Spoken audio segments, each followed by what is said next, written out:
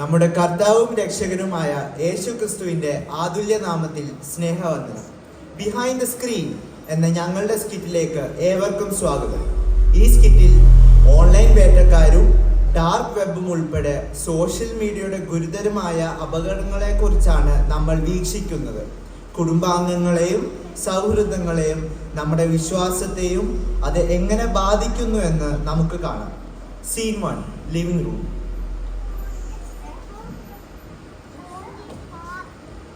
ഈ ആപ്പ് നോക്കിയേ, എല്ലാരും ഉപയോഗിക്കുന്നുണ്ട്. It's very popular nowadays. അതെ, പക്ഷെ അത് ഡേഞ്ചറസ് ആണെന്ന് ഞാൻ കേട്ടിട്ടുണ്ട്. ഓർമ്മയുണ്ടോ അന്ന് സാറാമാൻഡി ആദ്യമായിട്ട് തലഭാത്താക്ക് ഉപയോഗിച്ചിട്ട് 10 ഫിഷ് കറി ചിക്കൻ കറി കിട്ടിയത്?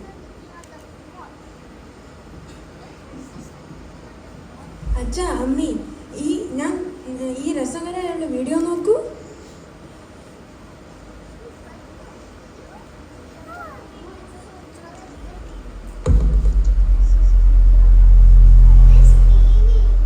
പപ്പ മമ്മി ന്യൂസ് ഒക്കെ ഓൺലൈനിൽ കുട്ടികളെയാണ് ഏറ്റവും കൂടുതൽ ടാർഗറ്റ് എന്ന്. ഇതൊരു കൺസേൺ ഉള്ള കാര്യമാണ്. നമ്മൾ ഈ സമയത്ത് കെയർഫുൾ ആയാൽ മാത്രം പോരാ. പ്രോബ്സ് 27:12 ഇങ്ങനെ പറയുന്നു: ബുദ്ധിയുള്ളവൻ അനർത്ഥം കണ്ട് ഒളിച്ചുകൊള്ളുന്നു, അല്പബുദ്ധിയോ നേരെ പോയി ചെയ്തപ്പെടുന്നു. നിങ്ങൾക്ക് ഓർമ്മയില്ലേ മറ്റേ പുതിയ ചാർക്കോൾ ഗ്രില്ല് മേടിച്ചിട്ട് മാനുവൽ വായിക്കാതെ മൊത്തം കത്തിപ്പോയത്? ഓർമ്മയില്ലേ? സീൻ 2, ആരാധനയുണ്ട്.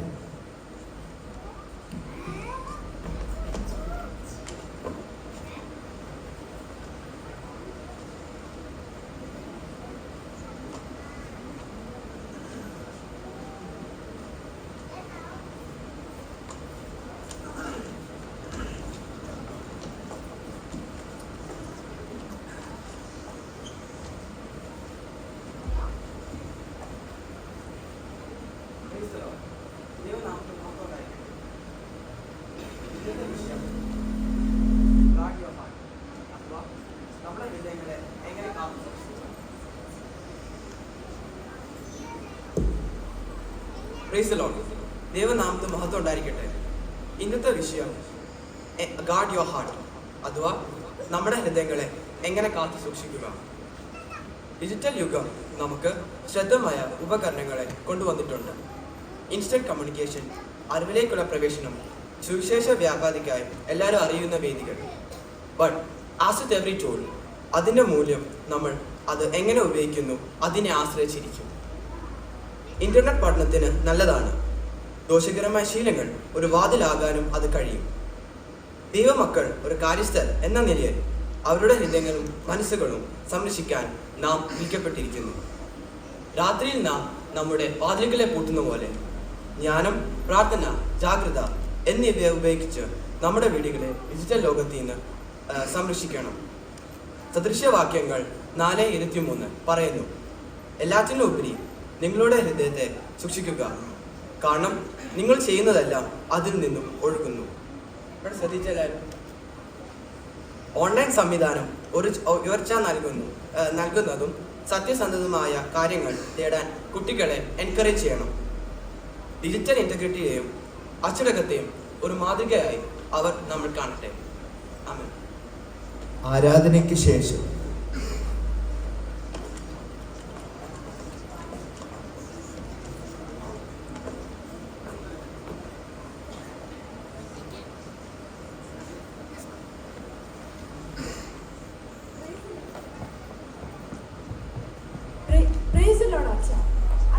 എനിക്കൊരു കാര്യം പറയാനുണ്ട്. എനിക്ക് തോന്നുന്നു നമുക്കൊരു ഓൺലൈൻ സേഫ്റ്റി നമ്മുടെ കുട്ടികൾക്കും രക്ഷിതാവിനും വേണ്ടി നാം മനസ്സിലാക്കി കൊടുക്കണം. അത് നമ്മുടെ ഉത്തരവാദിത്വമാണ്. എനിക്ക് തോന്നുന്നു ഒരു no phones in church policy തുടങ്ങണമെന്ന്. ആർക്കാണ് ആരാധനയുടെ ഇടയിൽ റീൽസ് കാണേണ്ടത്? ഈ ഞായറാഴ്ച ചാക്കോ റീൽസ് കാണുന്നതിന് മുഴുകിയിരിക്കുമായിരുന്നു. അതുകൊണ്ട് എന്താ, അവൻ പള്ളിയിൽ വരുന്ന കാര്യം മറന്നുപോയി. അച്ഛാ, എന്തൊക്കെയാണ് ഈ ഓൺലൈനിൽ നടക്കുന്നത്? എനിക്ക് പേടിയാവുന്നു.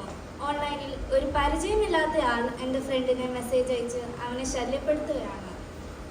ഈ വിഷയങ്ങളെക്കുറിച്ച് സംസാരിക്കുന്നത് വളരെ പ്രധാനപ്പെട്ട കാര്യമാണ്. 1 പത്രോസ് 5:8 നമ്മൾ ഓർക്കുക: ജാഗ്രതയോടും സുബോധത്തോടും ഇരിക്കുവിൻ. നിങ്ങളുടെ ശത്രുവായ പിശാച് അലുന്ന സിംഹം പോലെ ആരെ വിഴുങ്ങു വേണ്ടുവെന്ന് അന്വേഷിച്ച് ചുറ്റി നടക്കുന്നു. നമ്മൾ ഓൺലൈനിലായാലും ഓഫ്ലൈനായാലും നമ്മൾ എങ്ങനെ പെരുമാറുന്നു, എന്തു ചെയ്യുന്നു എന്നതിനെക്കുറിച്ച് നാം ശ്രദ്ധിക്കേണ്ടതുണ്ട്. Scene 3, Sunday School Classroom.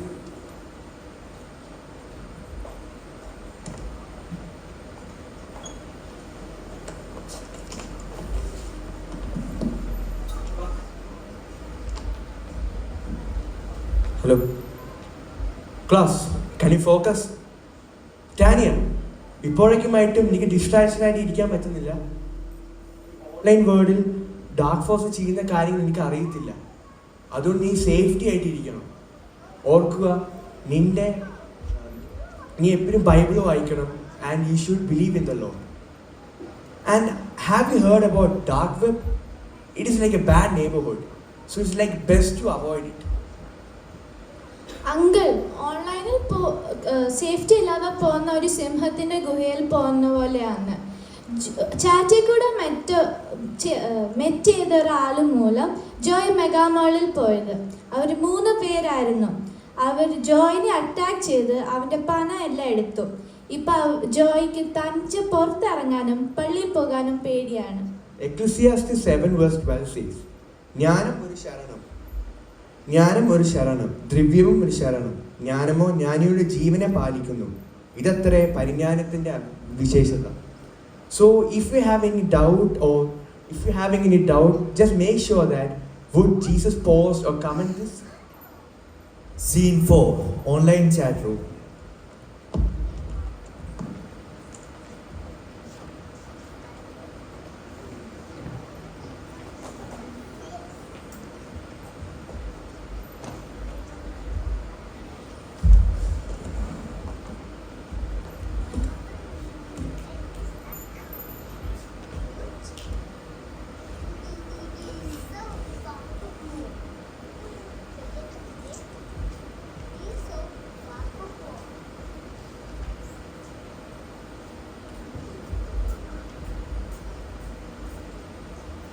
Hey there, Nathan.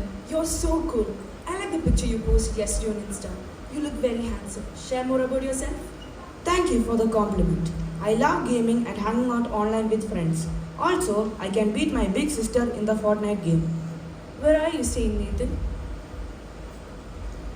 ഓൺലൈനിൽ കൗമാരക്കാർ വേട്ടയാടപ്പെടുകയാണ്. ആദ്യം അവർ സൗഹൃദപരമായി ഇടപെടുന്നു. പക്ഷേ അവരുടെ ഉദ്ദേശങ്ങൾ വളരെ അപകടകരമാണ്.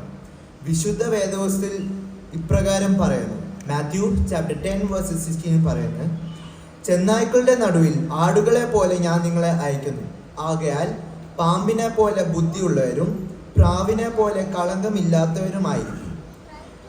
പ്രിയപ്പെട്ട കുട്ടികളെ, ഓർക്കുക, ഒരു കാര്യം ഒത്തിരി നല്ലതായി നമുക്ക് തോന്നുകയാണെങ്കിൽ അതിൽ എന്തെങ്കിലും കള്ളത്തരം കാണും. നിങ്ങൾ ഓർക്കുക, മിന്നുന്നതെല്ലാം പൊന്നല്ല. സീൻ 5, അത്താഴത്തിന് ശേഷം.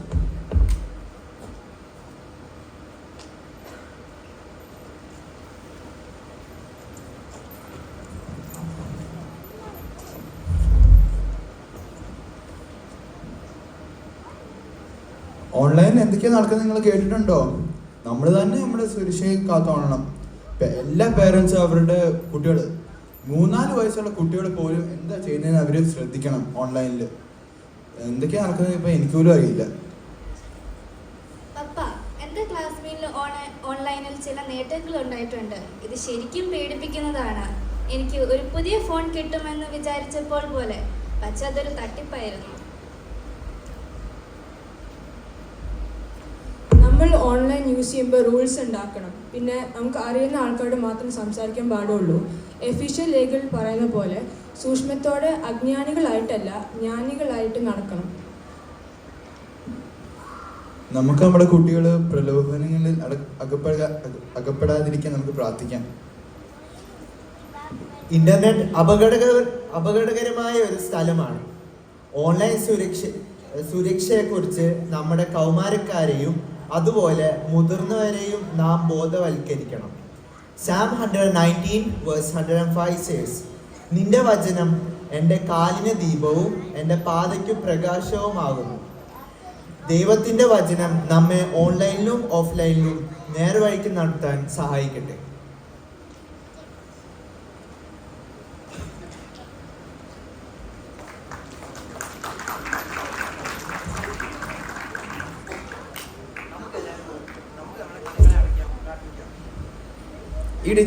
നമുക്ക് കണ്ണുകളെ അടയ്ക്കാം, പ്രാർത്ഥിക്കാം. ഈ ഡിജിറ്റൽ യുഗത്തിൽ നമ്മുടെ കുടുംബത്തിൻ്റെ മേൽ ജ്ഞാനം സംരക്ഷണത്തിനും വേണ്ടി നമുക്ക് പ്രാർത്ഥിക്കാം. ഫിലിപ്പിയർ 4:6-7 വരെ നമ്മെ ഓർപ്പിക്കുന്നത്, ഒന്നിനെക്കുറിച്ച് വിചാരപ്പെടരുത്, എല്ലാറ്റിലും പ്രാർത്ഥനയാലും അപേക്ഷയാലും നിങ്ങളുടെ ആവശ്യങ്ങൾ സ്വത്വത്തോടുകൂടെ ദൈവത്തോട് അറിയിക്കുക അത്രേ വേണ്ടത്. നമ്മുടെ സ്ട്രോങ് വൈഫൈക്കായി ദൈവത്തോട് നന്ദി പറയാൻ ആരും മറക്കരുത്.